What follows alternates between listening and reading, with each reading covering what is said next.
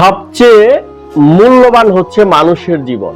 বলা হয়ে থাকে পবিত্র কাবা শরীফের চেয়ে একটা মানুষের জীবন মূল্যবান। যে ব্যক্তি একজন মানুষের জীবন বাঁচায় সে ব্যক্তি জগতের সমস্ত মানুষকে বাঁচানোর সওয়াব হাসিল করলো, আর যে একজন মানুষের জীবন বিপন্ন করলো সে যেন গোটা সভ্যতাকে ধ্বংস করার মতো পাপ করলো। আমাদের দেশে আকস্মিক যে বন্যাটা হচ্ছে, যেমন ফেনী, নোয়াখালী, কুমিল্লা, সিলেট এই অঞ্চলে, এটা কিন্তু সম্পূর্ণ প্রাকৃতিক না, এটা মানব সৃষ্ট দুর্যোগ। প্রতিবেশীর সাথে সুসম্পর্ক রাখার ক্ষেত্রে আমাদের বাংলাদেশের মানুষ সবচেয়ে এগিয়ে। আমাদের এই গণপ্রজাতন্ত্রী বাংলাদেশের মূল নীতি হলো প্রত্যেকের সাথে বন্ধুত্ব, কারোর সাথে শত্রুতা নয়। কিন্তু দুঃখের বিষয়, আমাদের সবচেয়ে কাছের পার্শ্ববর্তী দেশ ভারত, তারা আমাদের সাথে যে আচরণটা করে প্রতিবেশী হিসেবে, সেটা এক কথায় অমানবিক। তারা খুব কায়দা কানুন করে আজ থেকে প্রায় 28 বছর আগে, অর্থাৎ 1996 সালের 12 জুন তারা গঙ্গা এবং পদ্মা নদীর পানির সমান বন্টন নিয়ে আমাদের সঙ্গে একটা চুক্তি করে। আমাদের মিডিয়াগুলো তখন ফলাও ভাবে প্রচার করে অসাধারণ একটা চুক্তি হয়েছে। এখন কথা হচ্ছে, ভারতের যদি ন্যূনতম একটা কমন সেন্স থাকতো তাহলে তারা তাদের দেশে অবস্থিত ফারাক্কা বাঁধ ছাড়ার আগে আমাদেরকে পূর্ব সতর্ক বার্তা দিত। অর্থাৎ ভারত যদি আমাদেরকে একটু জানিয়ে পানি ছাড়তো তাহলে আমাদের এই অঞ্চলের, অর্থাৎ যে নোয়াখালী, ফেনী, সিলেট এইসব এলাকার লোকদেরকে আগে থেকে আমরা সরিয়ে নিয়ে নিরাপদ স্থানে রাখতে পারতাম। এটা কি ধরনের বন্ধুত্ব? তারা হঠাৎ করে বাঁধ খুলে দিয়ে আমাদেরকে পানিতে চুবিয়ে মারছে বছরের পর বছর ধরে। আর এই অপকর্ম করে ভারতের তথাকথিত কিছু মিডিয়া বিকৃত আনন্দ উপভোগ করে। এসব কাণ্ডের কারণে ভারতকে আসলে সুস্থ মস্তিষ্কের অধিকারী বলে মনে হয় না। এই ধরনের অপকর্মগুলো ভারতের সবগুলো মিডিয়া করে তা কিন্তু নয়। হাতে গোনা কয়েকটা মিডিয়া আছে তারা এই অপকর্মটা করে। অথচ ভারতের ভিতরে অনেক ভালো মন মানসিকতা সম্পন্ন জনগোষ্ঠী আছে, তারা বর্তমান ভারত সরকারের এই নীতিকে কখনোই সমর্থন করে না। তারা এটাকে খামখেয়ালি ভাবে এবং ধিক্কার জানায়। ভারতে এখন যে সরকার আছে তারা জনগণের সঙ্গে বৈষম্যমূলক আচরণ করে অলরেডি জনমনে ক্ষোভের সৃষ্টি করে ফেলেছে। অর্থাৎ ভারত সরকারের বর্তমান নীতি হলো, তারা নিজেরা যেরকম দাঙ্গা হাঙ্গামা করে সময় পার করতেছে, বাংলাদেশিদের সাথেও একটা অযাচিত ভাবে ঝামেলা সৃষ্টি করার পায়তারাও করে তারা। গঙ্গা চুক্তিটা আসলেই আমাদের জন্য একটা ভয়ঙ্কর চুক্তি হয়েছে। ধরেন, ফারাক্কা ব্রিজের দক্ষিণ পাশে বাংলাদেশের পদ্মা নদী এবং উত্তর পাশে ভারতের গঙ্গা নদী। তো ফারাক্কা ব্রিজের কাছে যে পানিটা আসবে সেই পানিটা সমান ভাগ হবে গঙ্গা চুক্তি অনুযায়ী, ভালো কথা।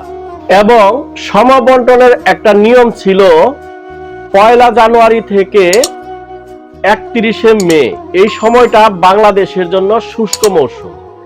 এই সময় বাংলাদেশের নদীগুলির মধ্যে যেন একটা সুষম পানির বন্টন থাকে এবং ওয়াটার ফ্লোটা সমভাবে থাকে। এই চুক্তির দ্বারা এটা নিশ্চিত হবে, এই চুক্তিতে এটা বলা আছে। কিন্তু শয়তানি যদি কারোর মনের মধ্যে থাকে, যেদিক দিয়ে চুক্তি করেন না কেন গ্যাঞ্জাম একটা লাগিয়েই রাখবে। দেখেন শয়তানিটা কেমন। ফারাক্কা ব্রিজের কাছে যে পানিটা আসবে গঙ্গা নদী দিয়ে, সেই পানিটার সমান ভাগ হবে এই চুক্তি অনুযায়ী। কিন্তু ভারত যে চালাকিটা করেছে খেয়াল করেন, গঙ্গা নদী দিয়ে ফারাক্কা ব্রিজে পানি আসার আগেই তারা তাদের গঙ্গা নদীতে অনেকগুলো ডাইভারশন সৃষ্টি করেছে।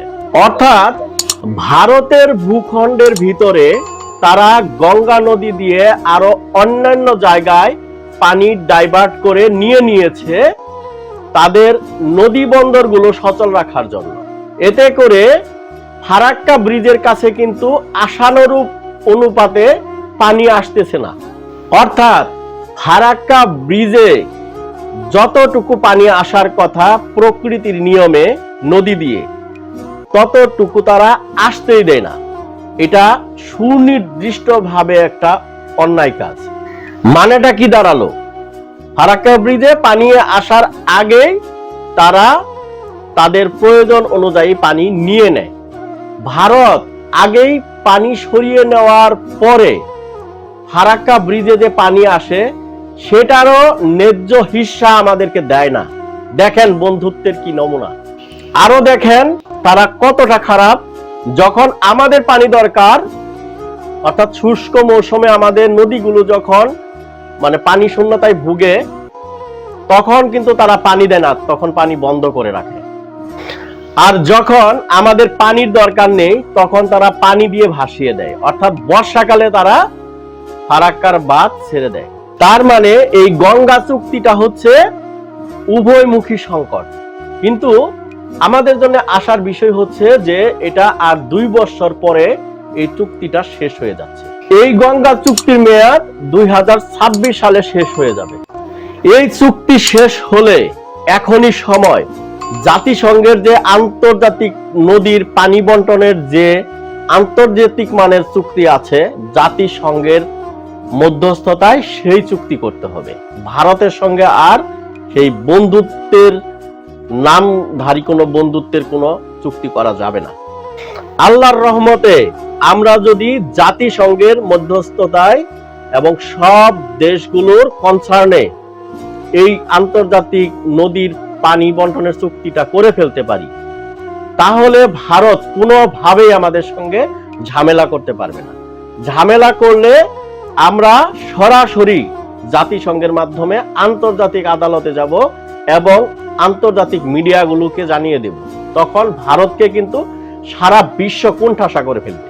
দেখেন, আমাদের ভাটিতে যদি আর কোনো দেশ থাকতো বঙ্গোপসাগর না থেকে, তাহলে আমরা সেই দেশটাকে বিপদে ফেলে আমরা এই বাঙালিরা মুসলমান হিসেবে কোনো ধরনের অন্যায় কাজ করতে পারতাম না। পানি দিয়ে একবারে বন্যায় ভাসিয়ে দিতে পারতাম না, যেটা ভারত আমাদের সাথে করতেছে। আসলে যার এথিক্স বা নীতি যত নিম্নমানের, তার ধ্বংস কিন্তু তত শীঘ্রই। বাংলাদেশের বিগত সরকারগুলোর যে সমস্যা ছিল সেটা হলো জনগণের সাথে, এই 18 কোটি মানুষের সাথে তাদের কোনো কানেকশন ছিল না, তাদের সাথে সম্পর্ক ভালো ছিল না। এই সরকারগুলো নানানভাবে দমন পীড়ন করে, অত্যাচার নিপীড়ন করে জনমনে ক্ষোভের সৃষ্টি করে চলেছে ক্রমাগতভাবে।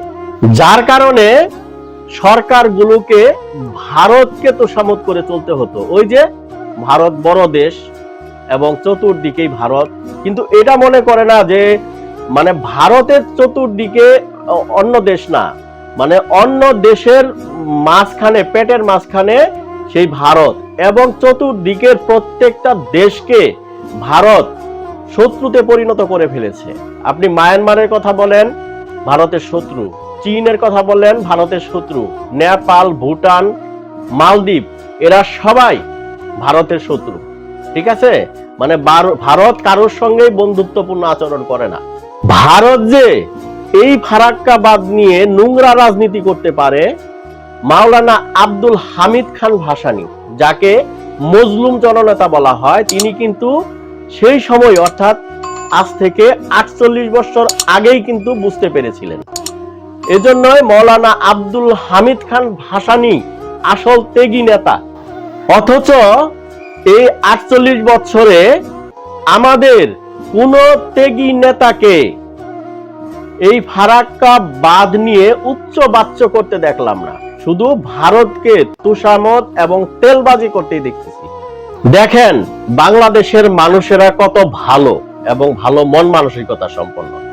ভারত যে এই ফারাক্কা বাঁধ নিয়ে আমাদের সাথে এই নোংরা রাজনীতি করতেছে, এটা যদি আমরা এবং আমাদের নেতা নেত্রীরা আন্তর্জাতিকভাবে ডিল করত বা সারা বিশ্বে এটা খোলাভাবে প্রচার করত, তাহলে আজ ভারতকে এই ফারাক্কা বাঁধের ইস্যুতে অন্যান্য দেশ তাদের সাথে সম্পর্ক রাখা তো দূরের কথা, তাদের মুখে থুথু নিক্ষেপ করত। কিন্তু এতদিন আমরা মনে করেছিলাম যে ভারত আমাদের পাশে আছে, ভারতকে তেলবাজি করে চলছে অনেকেই, ভারতকে কিছু বললে আমাদেরকে গিলে খেয়ে ফেলবে, এই ভয়, এই জুজুর ভয়টা আমাদের মধ্যে ছিল। কিন্তু এই 2024 সালে বৈষম্য বিরোধী ছাত্র আন্দোলনের ছাত্র ভাইয়েরা বুঝিয়ে দিয়েছে যে কোনো অন্যায়ের কাছে মাথা নত করা নয়, ভারত আমাদেরকে গিলে খেয়ে ফেলবে, এটা একদম ভুল ধারণা। বাংলাদেশের মানুষের মধ্যে যে ইউনিটি আছে সেটা একদম অ্যাটম বোমার মতো। সত্যি কথা বলতে কি, ভারতের ভিতরে জাতিভেদ, বর্ণভেদ চরম আকারে। তাদের মধ্যে এত বর্ণভেদ যে তারা যে জাতিকে দেখতে পারে না ভারতের ভিতরেই, সেই জাতি যদি রেস্টুরেন্টে যে গ্লাসে পানিতে মুখ দেয় বা গ্লাসে মুখ দেয়, সেই গ্লাসে আরেক জাতি পর্যন্ত পানি খায় না। তাদের মধ্যে দেখেন কত নিজেদের মধ্যে বিদ্বেষ। এই বিষয়গুলি কিন্তু তারা আন্তর্জাতিক মিডিয়াকে বলতে দেয় না বা তারা ফ্লাশ করে না, এবং তাদের মিডিয়াগুলি এমন ভাবে সাজানো যে তারা তাদের দেশের সুনামগুলি নিয়ে কিন্তু তারা মিডিয়াতে প্রচার করে, কুকীর্তিগুলি কিন্তু মিডিয়াতে তারা দেয় না।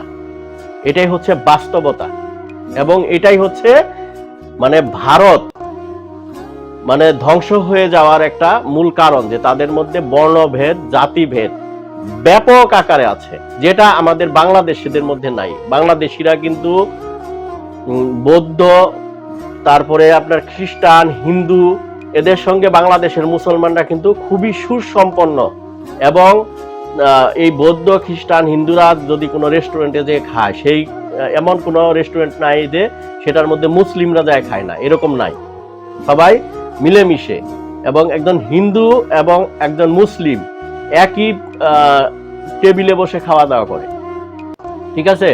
এবং মুসলিমের বিয়ের মধ্যে হিন্দুকে দাওয়াত দেয়, হিন্দু আসে।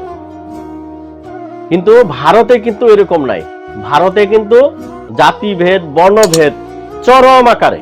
তো আমি বিশ্বাস করি মহান রাব্বুল আলামিন আল্লাহ তাআলার খাস রহমত আছে বাংলাদেশের প্রতি।